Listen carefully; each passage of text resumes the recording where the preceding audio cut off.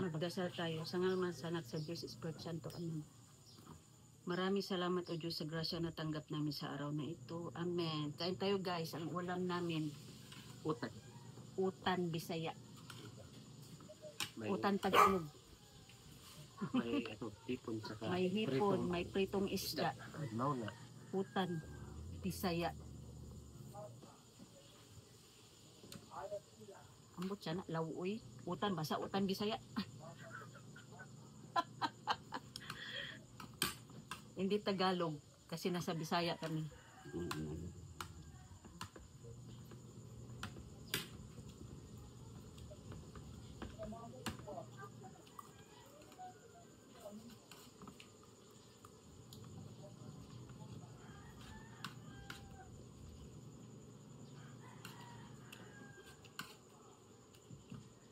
Anak, kung nagtinda kami ng ulam dati. Day, anong utan yan, Day? Tapos Tagalog yung mga anak ko. Ma, anong utan daw na, ma? Sabi mo, utin. Utin?